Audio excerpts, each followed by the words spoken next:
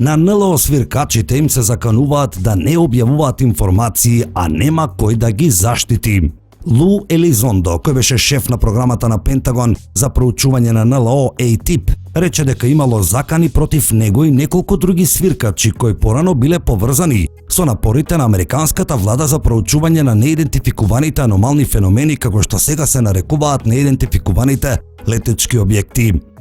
Би сакал ова совршено да му го разјаснам на американскиот народ. Не сум склон кон несреќи. Не сум некој кој има самоубиствени склоности. Не злоупотребувам дрога. Не сум ангажиран во никакви недозволени активности, изјави Елизондо на 15 мај.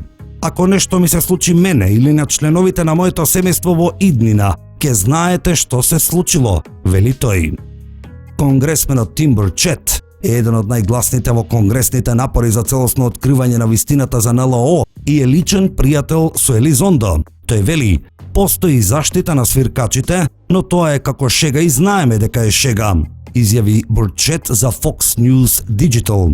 Бурчет е запознаен со заканите што ги добил Лу, но не објасни какви се тие или кој ги упатил, но Бурчет го изрази својот гнев и рече дека е вознемирен поради тоа.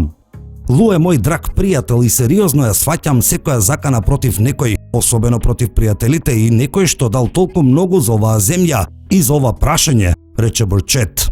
Јас сум многу свесен за тоа, многу сум вознемирен и правам се што можам за да стигнам до вистината за сето тоа. Заканите насочени кон Елизондо и свиркачите на НЛО не се нови, но се последни во вознемирувачкиот тренд. Минатиот јули, Дейвид Граш сведочеше пред Конгресот дека неговиот живот е загрозен и дека му било наложено да молчи за тајната програма за пронаоѓање на НЛО управувана од американската војска. Не можам да навлегувам во спецификите на отворен форум, но она што лично ми се случуваше мене и на мојата сопруга беше многу вознемирувачко, рече Граш, поранешен американски разузнавач и ветеран на воздухопловните сили.